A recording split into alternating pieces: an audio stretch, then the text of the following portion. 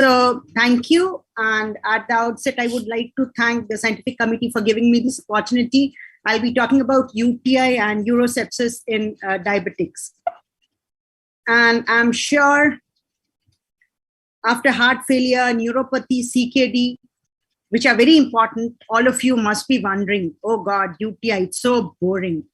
It's not boring because it's simple, but mostly the treatment is inappropriate. We have so many questions. Catheter UTI, should I treat it or not treat it? Pyelonephritis, should I admit all the patients with pyelonephritis? Should I investigate and treat all UTI or just leave it? Can I use ciprofloxacin or any other fluoroquinolone for UTI? Or can I use nitrofurantoin for everyone without checking anything? So these are common questions which come in our mind, and many of the times the treatment is not appropriate. So I'll be talking about UTI in diabetes. Remember, the prevalence of UTI in diabetes as per large studies in UK and USA is 1.5 times the non-diabetic population. The symptomatic UTI is also 1.5 times to 2 times the non-diabetic population. Recurrent urinary tract infections are also increased. As you can see, up to 3 times you have prevalence of recurrent urinary tract infections in diabetics. And not only that, complicated UTI or pyelonephritis is 4 times high in diabetics. So definitely we need to know about UTI more so in a diabetic person. Now, what causes UTI? We have the organism factors and the host factors. The organism factors are similar in diabetic and non-diabetic. We know that most of the pathogenic organisms, they have a lot of fimbriae, lot of pili, which help in attachment to the urothelium, as you can see in the figure. And if there are proteoglycans in the urine, TAM horsefall protein, they inhibit this addition. So these things are common for everyone.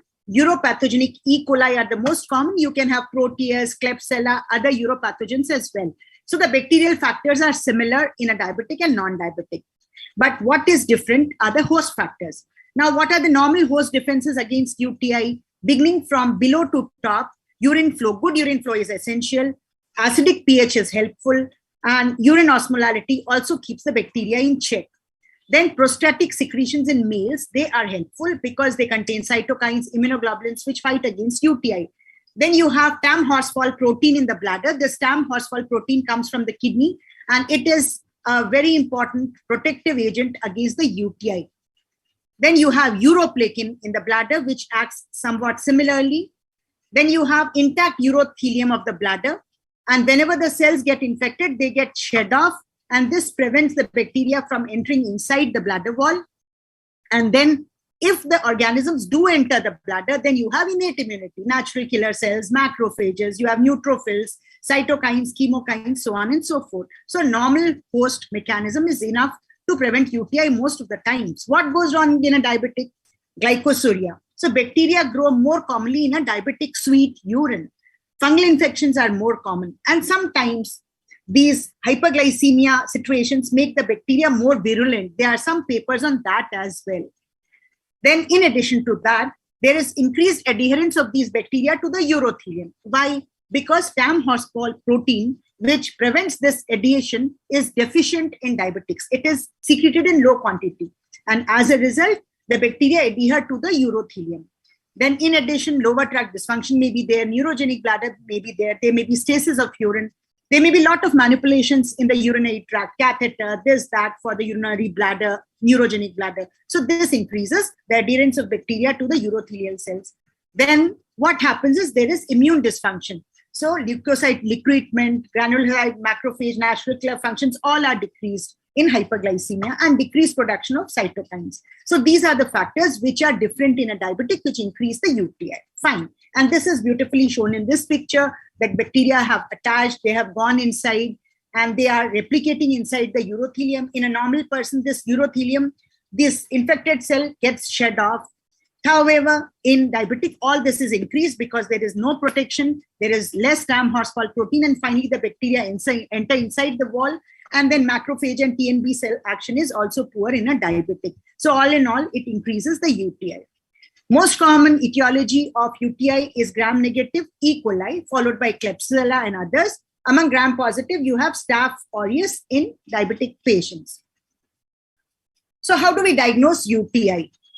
We all know it starts with a urine collection. So urine collection should be done in a sterile container after washing hands thoroughly. In females, we should clean from front to back. In males, the penile portion should be cleaned. And the cup should always be held from outside. We should not touch it inside. And we should collect midstream urine, not the first part of urine. So this is about collection from the meatus. What about from the bag? When we are collecting, always clamp the catheter, swab and clean the catheter. Then with a needle, draw around 10 ml of urine. After removing the needle, you again swab the catheter. So this is how we collect from the catheter. And what do we do with this urine? We send it to the lab. So in the lab, we check for WBC. More than 10 WBC per high power field by microscopy is strongly suggestive. And urine culture, if that shows around more than or equal to 10 to the power 5 colony forming organisms per ml in midstream urine, or more than 10 to the power 2 in catheterized specimen, it is UTI. So 10 to the power 2 for catheter, 10 to the power 5 for a normal collection. And it should generally be a single species. If many species, many organisms are present, it indicates contamination and you have to repeat it. So this is how we confirm UTI in the lab, where we have to send the urine to the lab. Can we confirm it bedside? Yes, you can do it by using a dipstick. Dipstick tests both for WBC and both for bacteria as well. WBC by leukocyte esterase and bacteria by nitrite. So the dipstick contains both these reagents, and you can bedside in your clinic test for the UTI, which is very, very important. As you can see, is this dipstick reliable? Yes, it is quite reliable. And sensitivity is between 75 to 85%. Specificity is 82 to 98%. So it's quite high. So all in all, the gold standard is the urine culture in doubt, but otherwise bedside, you can use a dipstick. Fine. Now UTI, we use the terms very loosely. Remember, there are many guidelines given by international societies, CDC, IDSA, European, US FDA. So very clear guidelines for defining and treatment of UTI. So now let us come to what UTIs we see in our clinical practice. We see lower UTI. This is used when we have asymptomatic bacteriuria or urethritis or cystitis. And upper UTI we all understand is pyelonephritis. Another important definition and classification of UTI is complicated and uncomplicated. So most of the times we think the lower UTI is uncomplicated, upper UTI pyelonephritis is complicated. No, that is not correct. Complicated UTI means that the urinary tract is abnormal, there are stones there in the tract, or the patient is on catheter, or a diabetic patient, or male patient. These are the 4 important conditions where you have complicated UTI. So any sort of obstruction, stone, anatomical obstruction, catheter, male UTI and diabetic immunocompromised patient UTI is complicated UTI. Anything else is uncomplicated UTI. So it's not upper UTI and lower UTI. It depends on the presence of anatomical or functional obstruction. This is very important to remember. So is pyelonephritis a complicated UTI? Many of the people think pyelonephritis means complicated. No. If pyelonephritis occurs in a normal tract in a non-diabetic person, it can be an uncomplicated UTI. Can cystitis, which is a lower tract infection, can it become complicated? Yes. If you have a stone there, then it becomes a complicated UTI. So it's not upper or lower. It is mainly defined by the presence of obstruction and abnormal tract. That is what we should remember. Symptoms of UTI, we all know. Lower UTI, you have dysuria, frequency, urgency, cloudy urine, sometimes blood in urine also. So this is lower UTI. And upper UTI, you have pain, pelvic pain, back pain, fever, chills, loin pain. This is very, very important for upper UTI. So now we come to some clinical cases. 40-year-old diabetic on metformin, hypertension on telmisartan, HbA1c is 8, completely asymptomatic. Should you screen this diabetic person for UTI? For that matter, every diabetic who comes to your clinic, should you screen for UTI? No. If there are no symptoms, do not screen. This is called asymptomatic bacteriuria, no symptoms. The culture may grow the organism more than 10 to the power 5. It can grow the organism. But if there are no symptoms, there is no need to screen all diabetics for asymptomatic UTI. You should keep on screening all pregnant patients or when you send patients for urological procedures. So they are the two indications when you routinely screen for UTI. Any other condition, do not screen for UTI. No need for any treatment in a diabetic, even if you find organisms in urine and there are no symptoms. The treatment is required, as I said, only in pregnancy, only in the presence of urological procedures. So test and treat for asymptomatic bacteria only in these two conditions. All diabetics coming to your clinic, do not screen if they have no symptoms. Second case, 35-year-old female, diabetic, non-hypertensive, fine on sitagliptin, HbA1c 7.5. Complaints of dysuria, frequency, suprapubic pain, typically cystitis, bladder infection. So should you investigate and should you treat? Remember, this type of UTI is very common, especially in females. It's very, very common. Young reproductive age females, no abnormality. They have lower tract symptoms. Rule out a vaginal infection, vaginal discharge. So if nothing is there, no vaginal discharge, and these are the symptoms, there is no need to do any test. You can straight away treat it. If following conditions are there, symptoms are atypical, they are upper tract symptoms, back pain, pregnancy, or if the symptoms are not resolving within 2 to 4 weeks of treatment, and male person, always you have to do the testing. So young females, diabetic females, no need to test. Young males with the same symptom, you still need to test them. And I also told you what other conditions you need to test the lower tract UTI. So you have tested and found that the culture shows organisms. So what treatment? So most of the times we see quinolones are given, carbapenem, ferropenem, quinolones, fluoroquinolone. Is that required? No. Only 3 drugs: fosfomycin, 1-dose therapy, nitrofurantoin, or trimethoprim sulfamethoxazole. These are the 3 drugs for lower tract UTI by all guidelines. For females, the treatment duration is shorter. For males, it's a little bit longer, around 7 days. Fosfomycin, very good. 1 single dose therapy. It comes in a sachet. You have to dilute it in cold water. So very important. Now, another case, 53-year-old female, diabetic, hypertensive. She has CKD also. She's on insulin. Now comes with fever, chills, line pain. Clear cut. What is the diagnosis? Upper UTI, pyelonephritis. What next should you do? So remember that whenever you have pyelonephritis, investigation is important. And you have to differentiate complicated and uncomplicated pyelonephritis, meaning you have always to keep in mind whether any obstruction is there of the upper tract. So what do you do for pyelonephritis? For lower UTI in females, I said don't investigate, just treat. For pyelonephritis in males, females, always investigate. Urine analysis, urine culture, ultrasound should be done. So in this lady, WBC more than 10 in urine examination, culture more than 10 to the 5 organisms E. coli, and ultrasound shows enlarged kidney and perinephric stranding, which is diagnostic of pyelonephritis. What treatment should you give? You can give treatment in OP or IP. So it depends on the patient's condition. If the patient is completely stable, you can manage pyelonephritis and OP also. What are the drugs here? Fluoroquinolone, trimethoprim, sulfamethoxazole, and cephalosporin. So what is different from lower UTI? We never use nitrofurantoin for treatment of pyelonephritis. So other drugs can be used. Fluoroquinolones are used here. So FQs are used for pyelonephritis, nitrofurantoin, trimethoprim, etc. for lower UTI. So you can see the treatment duration is roughly from 7 to 10 days. IP treatment, again, 4 important drugs. Fluoroquinolones can be given IV. 3rd generation cephalosporins can be given. You can give penicillins. The piperacillin, tazobactam combinations can be given, and penams. Depending on the culture, these things can be given. These things can be started empirically, and you can modify as per the culture also. 7 to 14 days is required, and change to oral as soon as the temperature subsides. So very clear treatment of pyelonephritis. Now this lady, we started her on treatment. We gave her piperacillin, tazobactam for 3 days. Still she continues to be febrile. What should you do next? Very important.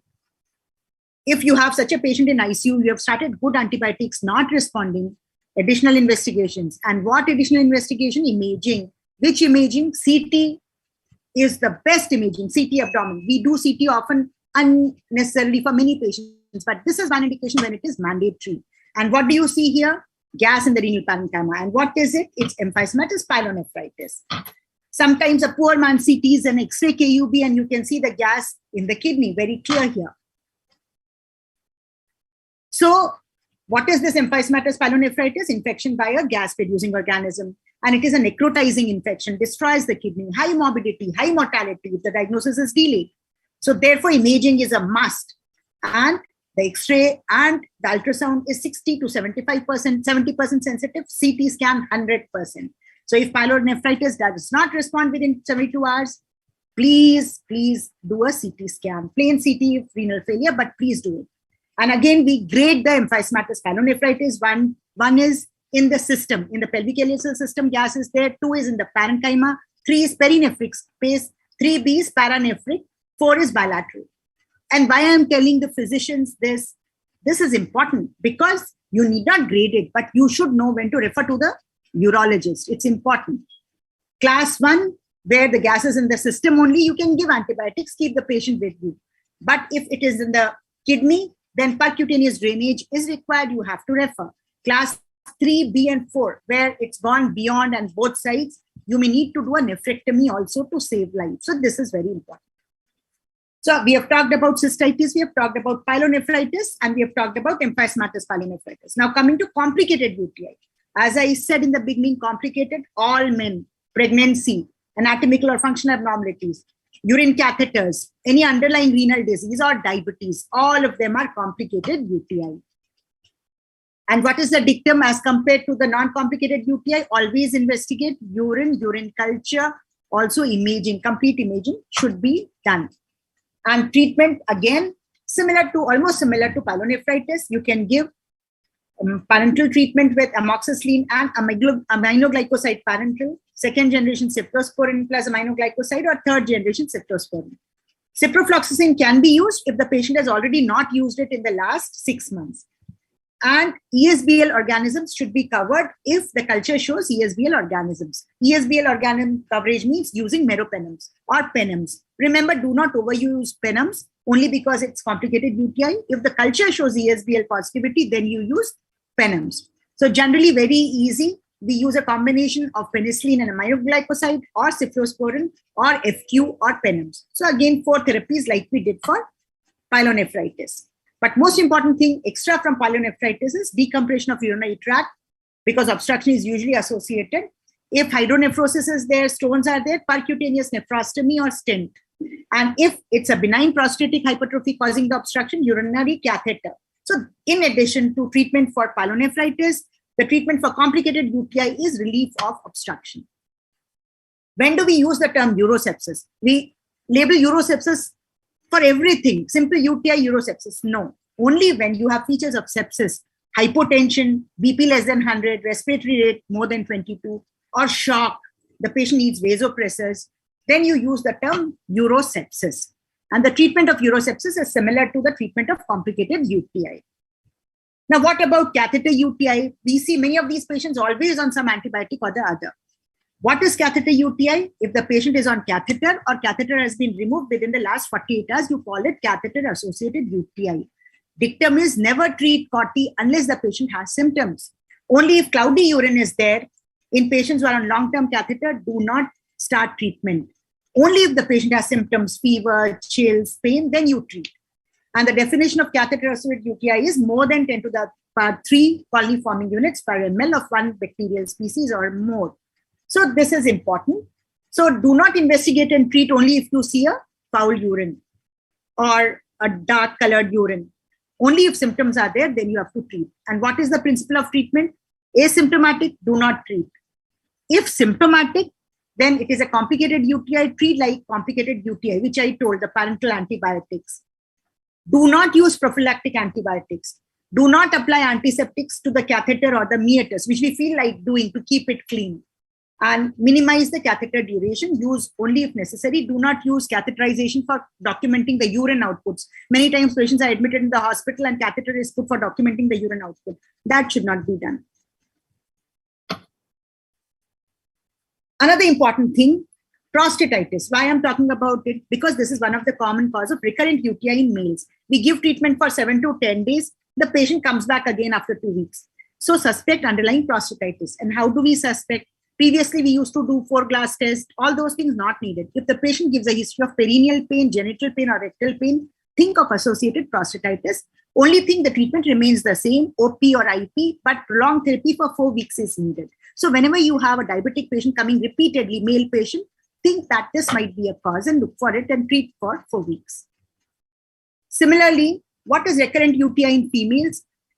More than 3 UTI in a year or 2 UTI in the last 6 months is recurrent UTI in females, and they are very common in our clinical practice.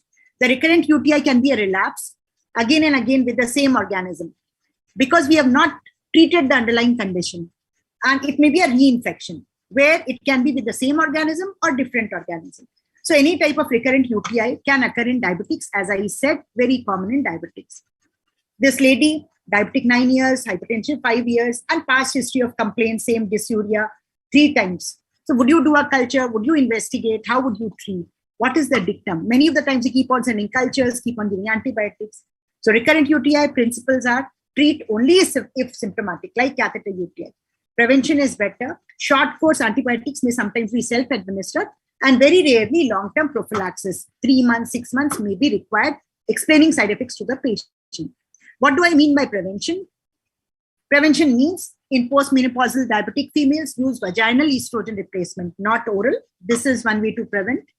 Vaccines are now coming into the market for prevention of UTI. This is so far not available to us. Then we use multiple drugs, probiotics, cranberry, D-mannose, endovesical instillation of hyaluronic acid. These are all available in our country. They are not very expensive. Many of us use it. So there is no clear-cut recommendation for or against. So D-mannose 2 gram, they say, is equal to 50 milligram nitrofurantoin in preventing recurrent UTI. So these can be used if the patient can afford it, but they are not mandatory. Again, pyridium we use often. So it can be used, but it's not recommended more than 2 days.